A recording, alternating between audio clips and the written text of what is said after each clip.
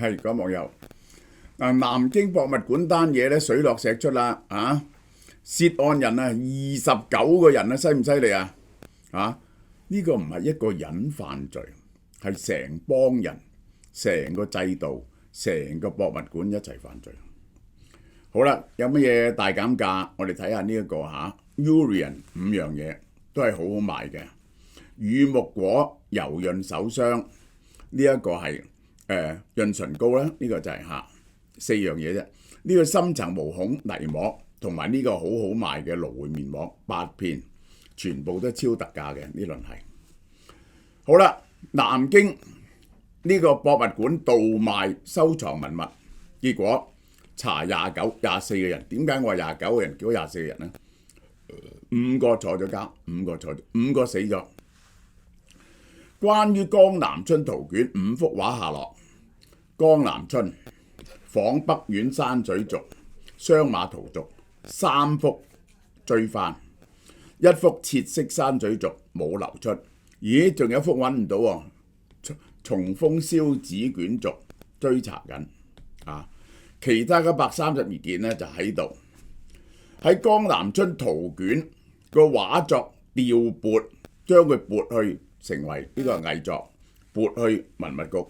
流轉過程中，邊啲組織有事呢？你睇下，江蘇省文化廳、南京博物館、江蘇省文物總店違反管理規定，3大組織完全違反規定，違規申請批復調撥文物，擅自出售，必須嚴肅處理。上述相關部門29個人，5個人已經死咗，因為件事好耐。24個人嚴肅查處，犯罪者送司法機構。我諗點都要坐10幾年監，呢啲人係。個問題就點呢？呢個一個叫做呢一個仇英呢個你知仇英係明朝4大家嚟嘅江南春，係出現喺北京博物館。呢一件流傳脈絡清晰、獨一無二嘅國寶級作品，呢個唔係由內部 audit 發現，又唔係主管部門發現，唯一嘅破綻係因為捐贈者家族竟然喺拍賣會上偶然認出咗，咦，呢幅咪我哋幅畫？如果唔係原捐贈者家族撞見，呢件文物早就消失咗啦。Lot 888唔係個案，集體共謀，有鑑定，有調撥、出庫、銷售，呢個唔係員工私下盜竊，一個完整嘅作業鏈。當違規行為橫跨咁多個部門，涉及上下游咁多個環節，佢唔係事故係一種運作模式，經常嘅運作模式，意味着唔係一個人嘅貪念，係一套制度准許佢咁做嘅。你如果唔係咧，打唔通咁多嘅環節嘅，呢個你冇可能打通咁多嘅環節。呢件事最荒謬之處係拎去公開拍賣，然後先至曝光。仇英嘅江南畫，江南春，你要知道係高度可辨識嘅獨一無二嘅作品。點解呢？一幅咁大嘅卷軸咧，已經好少有，而且後邊有好多個題跋好多個名人嘅題跋，所有當時嘅名人，包括文徵明，全部喺後邊有題字。佢唔係一件嘢，係成個文化鏈嚟嘅，當時嘅 who's who 嚟嘅。當佢喺北京博物館遇難之後咧，捐贈家族先至認出，然後先揭發呢件事。如果唔係公開拍賣，私下賣俾人咧，如果冇撞到熟悉背景嘅人咧，6000幾蚊賣出嚟，賣幾千萬，整個操作過程就係咁簡單，荒謬到近乎嘲諷。6步定佢係合法嘅盜竊，6步嘅，經過6個步驟嘅第一，定性鑑定係偽品，然後審批、出庫、入市、估值、變現，呢個係6個步驟。更令人呢個震驚咧，竟然大膽到咧，唔係地下交易，走去公開拍賣，好唔好笑啊？呢個係咁嘅膽量呢，只可以源於兩種情況：一係相信來源已經合法化，佢係合法嘅，而且唔會有人追查，有人追查呢，我拉咗你。好啦，裁判兼球員咁整個問題呢，就係個權力嘅高度集中啊！大陸呢，嗰啲權力係高度集中，鑑定評估個權力高度集中，冇人制衡，呢個係角色衝突。鑑定端同經營端交叉，即係呢個博物館上邊嗰個文物局，然後嗰個文物出售總局呢，同個博物館呢同一個人話事，經營銷售啊，冇獨立嘅審核。上述環節集中同一條卷業鏈度，館藏就唔再係不可動產，係可以做操作嘅資產，完全係巧合。呢個特色係因為呢個佢嘅特色啊，呢一個係好清楚嘅。呢幅畫係點樣嚟？係獨一無二嘅，就係因為佢被發現。咁嗰啲冇咁呢啲特質嘅文物呢，我問下你，如果件外觀普通嘅瓷器，成批難以逐一核對嘅玉器，好多同類物件外界難以區分呢？真正令人不安嘅唔係一幅畫嘅流出，以本案推論，真正令人不安嘅係嗰啲不引起人注意嘅藏品，係咪一早已消失晒呢？即係你見到隻曱甴，你咁懷疑有一大竇曱甴㗎，唔會咁巧喎。呢單嘢有幾多唔係咁容易辨識嘅呢啲咁嘅藏品係俾人偷走咗嚟？呢個而一啲未唔引人注意嘅藏品係咪好容易消失咗？嗱，呢樣嘢最荒謬嘅咧就係南京博物館嘅地位及其影響。南京博物館係中國重點博物館，館藏規模、歷史地位、行政級別都係頂級。點解呢？南京博物館係有你知咗而蔣介石將一批嘢由北京運咗落嚟，後來咧有2/3運咗嚟台灣。有1/3擺喺南京，而且南京咧曾經係中華民國嘅首都，好多重要嘅收藏品咧都係喺南京。依家咁重要嘅博物館係中國頂級噶啦，呢個就係南京博物館係頂級嘅，咁樣級別嘅機構依然出現權力失控，公眾不得不懷疑其他博物館係點啊？更加普通嘅博物館係點啊？呢一個係更令人不安係長期沉默。呢個自從呢個事件曝光之後，坊間陸續出現其他捐贈文物去向不明，而係冇人回答。包括故宮博物館，有人話捐咗好多，佢哋想翻去睇下都唔得，而且喺個藏品度咧係見唔到。個問題係點解咁多年都冇一個透明嘅盤點機構呢？點解質疑從來冇人公開回應呢？當事件涉及20幾人，流程跨越多部門，經歷咁多年，唔係個別事件嚟喎。嗱，一間成熟博物館一定要有乜嘢呢？一定所有嘢有個專業嘅鑑定委員會，要通過呢個委員會。一班專家唔可以一個人決定，多重複核出庫程序，出庫要好多重，睇過好多次，外部有獨立審計制度，職責分離，經營端同館藏嚴格分離，即係賣嘢嗰度同埋個館唔可以一個人管，而且外部有人睇住，呢個就係制度嘅真正危險，唔係喺高調嘅案件，係喺低調嘅缺口。如果一幅獨一無二嘅畫作都要流出市場，咁其他冇咁顯眼嘅藏品點確保安全呢？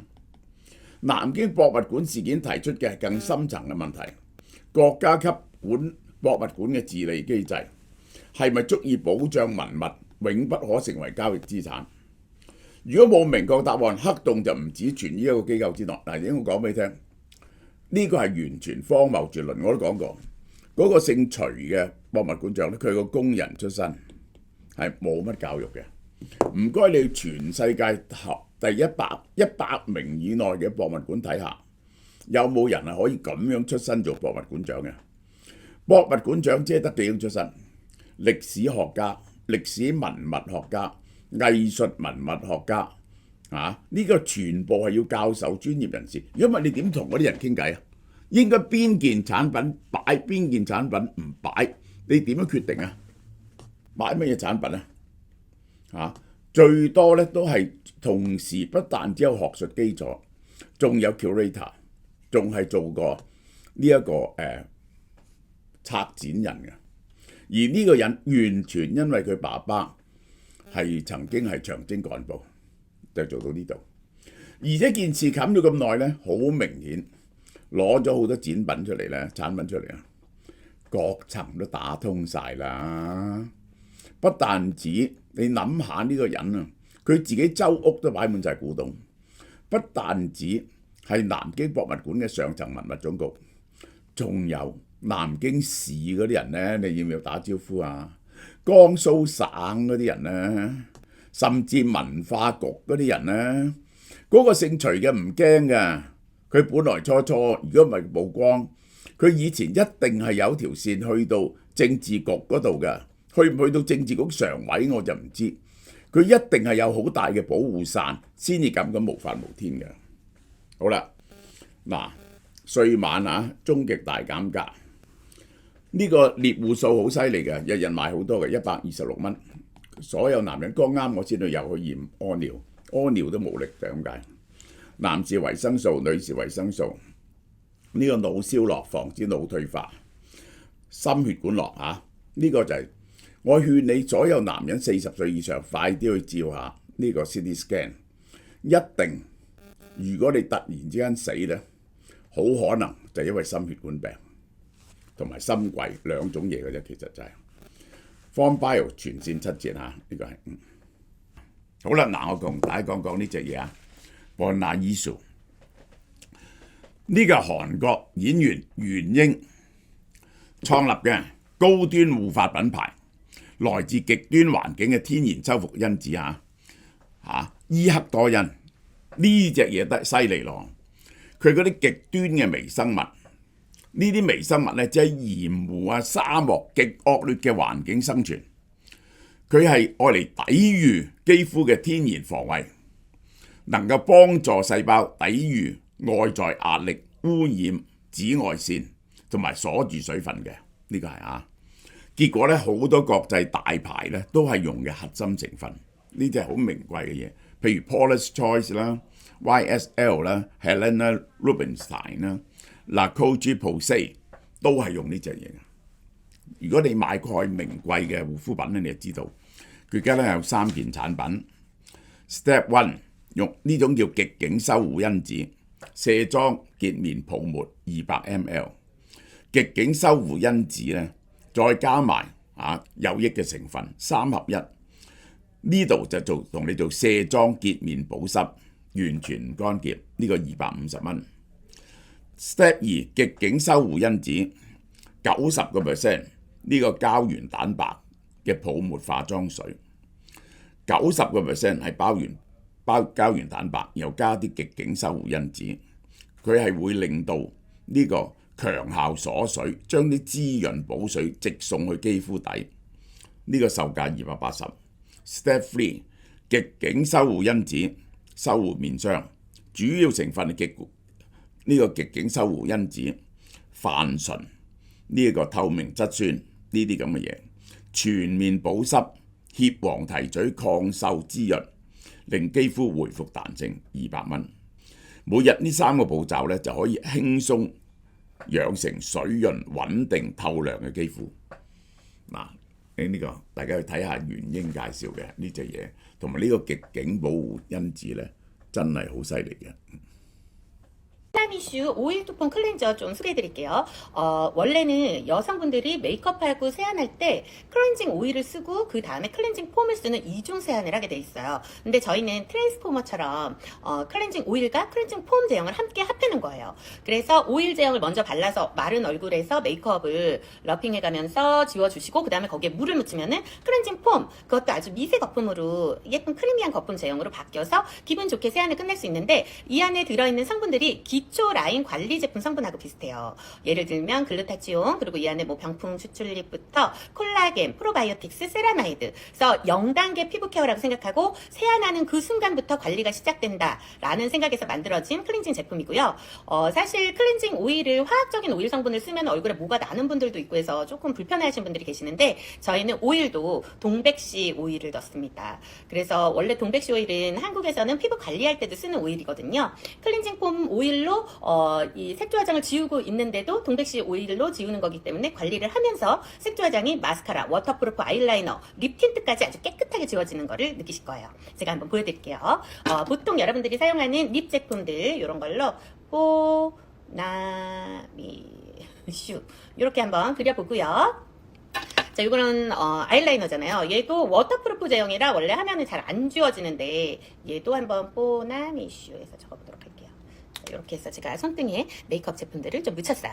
얘가 어떻게 지워지는지. 자, 한번 여기에 먼저 오일 제형을 이렇게 올려주세요. 색조 화장인데. 그래서 비벼주면은 클렌징 오일로 메이크업 지우는 것처럼 립 틴트 제품들, 워터프루프 아이라이너 이런 거 아주 깨끗하게 지워지고요. 보통 이렇게 닦고 나서 여기에 닦아내고 클렌징 폼을 다시 사용하잖아요. 이 상태에서 그냥 물을 한번 얹어보도록 할게요. 그러면 이 제형이 이렇게 거품이 나면서 클렌징 폼 제형으로 바뀌어요. 그럼 깨끗하게 비벼서 세안을 해주시면은 맑게 메이크업 남아있지 않게 깨끗하게 세안이 되고요. 톤 바뀐 거 보이세요? 세안한 쪽이 관리한 것처럼 톤이 훨씬 맑아진 상태로 세안이 돼요. 그리고 세안 후에 건조함이 없고 촉촉함을 유지합니다.